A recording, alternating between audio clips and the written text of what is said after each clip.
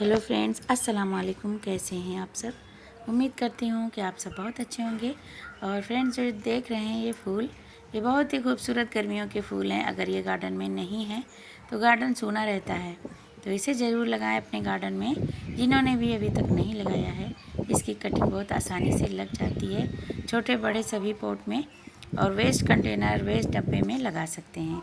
तो ज़्यादातर हम वेस्ट चीज़ों में ही इसे लगाते हैं और इसको पिंच करते रहते हैं। इससे ये घना हो जाता है और बहुत ज़्यादा भर भर के फ्लावरिंग करता है। पूरा गार्डन फूलों से भर जाता है।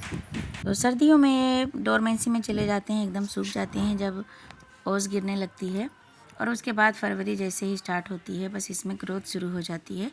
और जो डब्बे वगैरह हम रख देते हैं बचा के, सेव करके, तो अपने आप से वो हरे भरे हो जाते हैं। तो ऐसे ही सारे गार्डनर फ्रेंड जितने भी हैं वो भी करते हैं।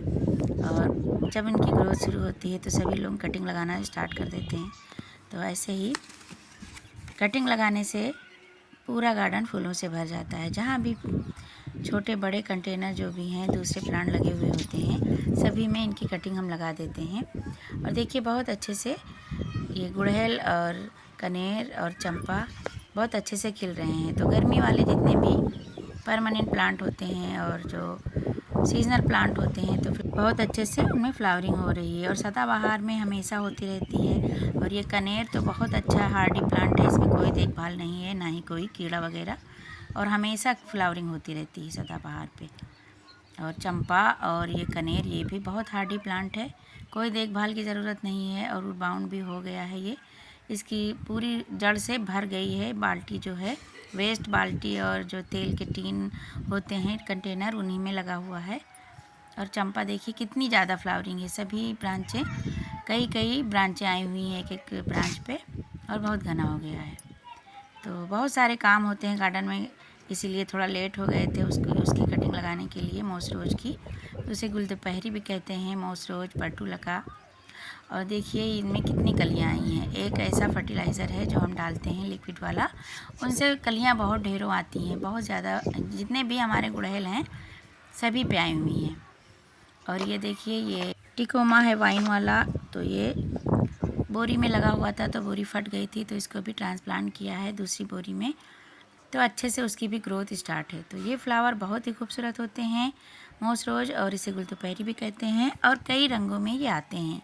तो इनकी ढेरों कटिंग हम लगाते रहते हैं। तो जिन्होंने नहीं लगाया है, जो भी गार्डनिंग की शुरुआत करना चाहते हैं, तो अभी बहुत अच्छा टाइम है, इसी से शुरुआत भी कर सकते हैं। छोटे छोटे वेस्ट डब्बे तो सभी के घर में होते हैं, किचन से और घर में निकलते ही रहते हैं वेस्ट डब्बे।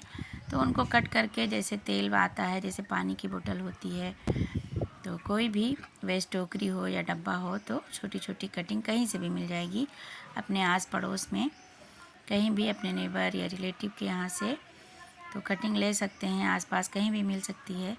तो इसमें कलियां भी आ रही थी, लेकिन हमने कट कर दिया है। जितनी भी हम कट करेंगे, आगे से प्रून करेंगे, तो उतनी ही ब्रांचें इनमें निकल के आएंगी।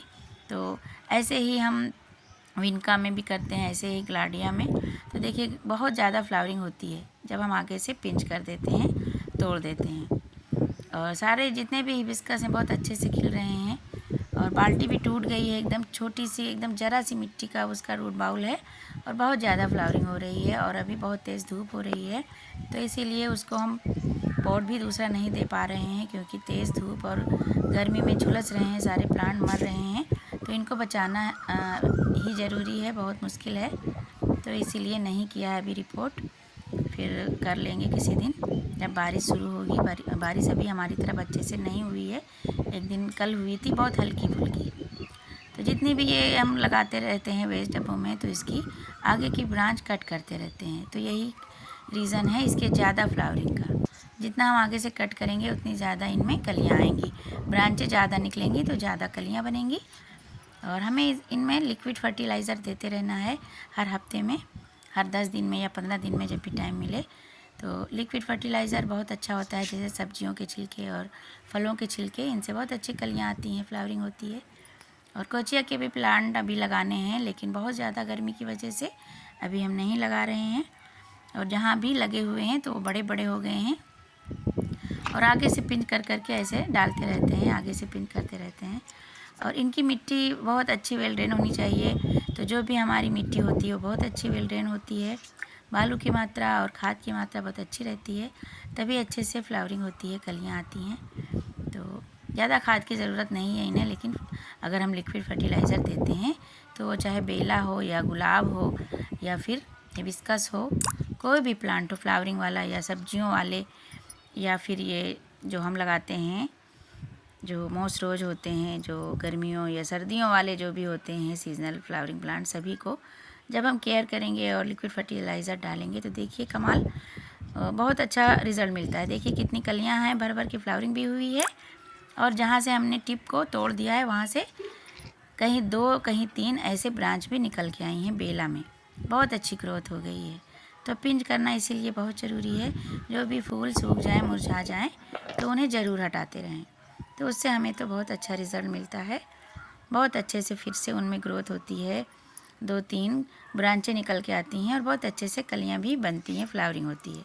तो इसके लिए मिट्टी हमें बहुत अच्छी वेल ड्रेन बालू वाली और खाद वाली, जब मिट्टी हमारी अच्छी होगी तो सारे प्लांट ही अच्छे चलेंगे। अगर पानी रुका रहेगा तो प्लांट मर जाएगा। देखिए हमारे जो ये अपने आप से सारे गार्डन में उगे थे, हर प्लांटर में वो हाइब्रिड वाले, तो उनमें बहुत मिलीबग लगा हुआ है। येलो फ्लावर खिले हुए हैं, उनमें बहुत सारी फ्लावरिंग होती रहती है, लेकिन उनमें मिलीबग आ गए हैं क्योंकि हमारी तरफ बहुत ज़्यादा तेज़ धूप और लू चलती है, गर्म हवाएं चलती हैं।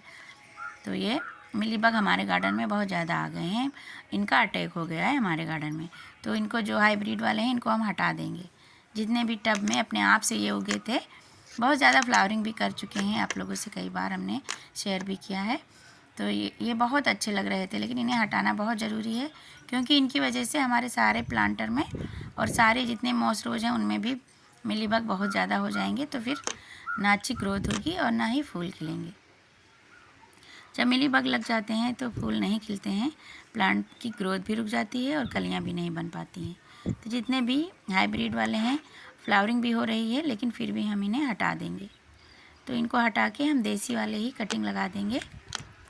देसी वाले बहुत अच्छे होते हैं, बहुत हार्डी भी होते हैं, और अगर उनमें 1-2 मिलीबग दिखे तो कोई स्प्रे भी कर सकते हैं, लेकिन हम तो कभी भी नहीं करते हैं। मॉस रोज पे तो कभी नहीं करते हैं नीम ऑयल का स्प्रे।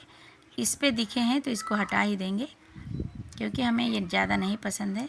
वही वाले फूल बहुत अच्छे लगते हैं, वो मल्टी पेटल्स में भी होते हैं और हर कलर में खिलते हैं। देखिए बहुत ज़्यादा मिलीबग इस पे लगे हैं, ये बहुत ही नाजुक होते हैं हाइब्रिड वाले। एक बार अगर ले आएंगे अपने गार्डन में तो ये सीड से बहुत ज़्यादा होते रहते हैं।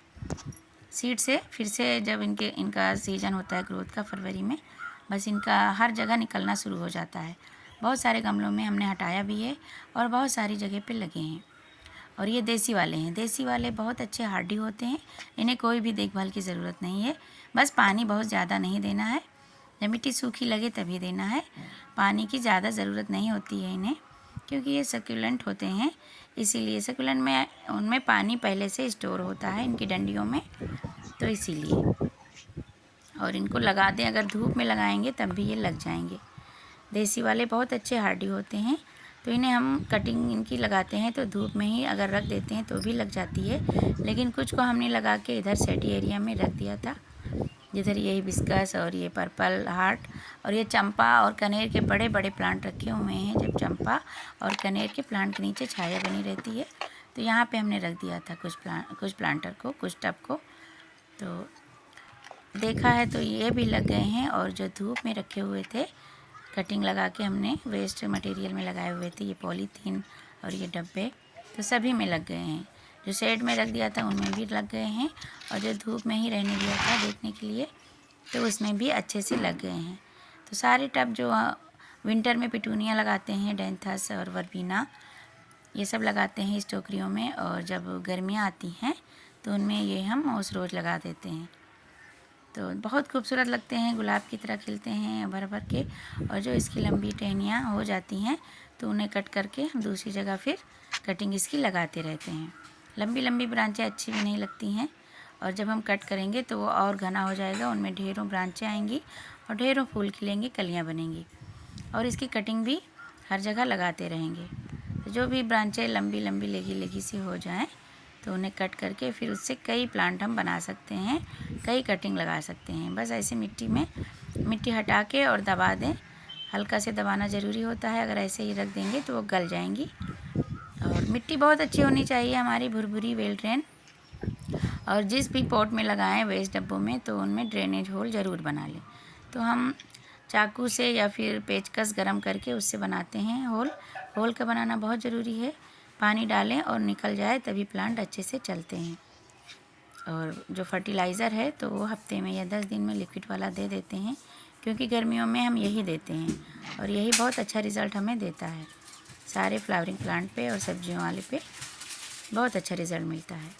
तो इसकी कटिंग जो लंबी हो जाती है तो फिर उसको कट करके और तुरंत हम लगा देते हैं किसी दूसरे खाली पॉट में, खाली टोकरी वगैरह में।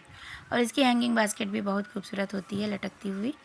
तो हमारे टेरेस पे कोई टांगने का जुगाड़ नहीं है टोकरी का, तो इसीलिए नहीं लगाया है, नहीं तो बहुत ही खूबसूरत लगते हैं ये टोकरी में लटकते हुए। और हर कलर के मिक्स मैच करके लगाओ तो खिलते हैं तो बहुत खूबसूरत लगते हैं। और इधर बेला में बहुत अच्छी खुशबू आ रही है। और इस प्लांटर में भी कटिंग लगा दी थी तो बहुत लंबी लंबी हो गई है और बहुत अच्छे अच्छे कलर हैं इनमें। तो इनको बचा के भी रख देते हैं। डब्बे जो वेस्ट होते हैं उसको उठा के ऐसे ही रख देते हैं, तो ये फिर अगले सीज़न में अपने आप से हरे भरे हो जाते हैं। बस उसी से ढेरों कटिंग लेके और हम लगाते रहते हैं। मॉस रोज या पर्सलेन या पर्चुलका, जो भी कहें इसे, बहुत नाम है इसके। तो मॉस रोज और ये पर्सलेन सभी को कटिंग से हम लगाते रहते हैं, बार बार इसकी कटिंग लेते रहते हैं। और जहाँ भी हम मिलीबग लगता है उसे हटाते रहते हैं, बहुत ज़रूरी है, नहीं तो पूरा प्लांट ख़राब हो जाएगा। हर जगह हर पॉट में लगाने से यही फ़ायदा होता है कि गार्डन फूलों से भरा रहता है, बहुत ज़्यादा फ्लावरिंग होती है। और आप लोगों ने पिछले साल देखा ही होगा, बहुत ही खूबसूरती से खिल रहे थे, बहुत ज़्यादा चारों तरफ यही फूल नज़र आ रहे थे, पर्सलेन, पर्चुलका और मॉस रोज। तो इनको बस पिंचिंग करना बहुत ज़रूरी होता है। जो भी ब्रांच आपको लंबी दिखे तो उन्हें तुरंत पिंच कर दें, कट कर दें और फिर दूसरी जगह लगा दें, या फिर हल्का हल्का करें तो ऐसे ही इसे छोड़ दे सकते हैं। तो बहुत ज़रूरी है पिंच करना।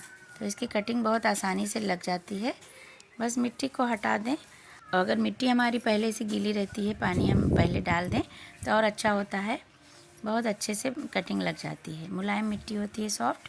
बस मिट्टी को हटा दें और उसे लगा के थोड़ा दबाना होता है। तो दबाना बहुत ज़रूरी है, नहीं तो स्टेम इसकी गल जाएगी। और ज़्यादा पानी भी नहीं देना है। जब मिट्टी सूखी लगे तभी हमें लिक्विड फर्टिलाइज़र या पानी जो भी दें, तो सूखी जब मिट्टी दिखे तभी दें। और इसको लिटा के भी लगा सकते हैं, इसकी कटिंग मिट्टी से ढक सकते हैं और ऐसे ही लगा सकते हैं जैसे सारी कटिंग लगाते हैं।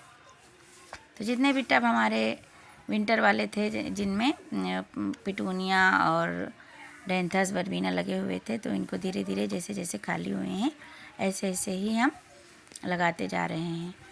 तो अब एक टोकरी बची है, वो सारी में लग गई है और कटिंग भी अच्छे से लग गई है। तो इनको लगा के हमने ऐसे ही धूप में छोड़ दिया था देखने के लिए कि देखते हैं धूप में भी लगती है कि नहीं। तो धूप में भी अच्छे से लग गई है। बस बिल्कुल सूखने नहीं देना है। कटिंग लगाने के बाद थोड़ा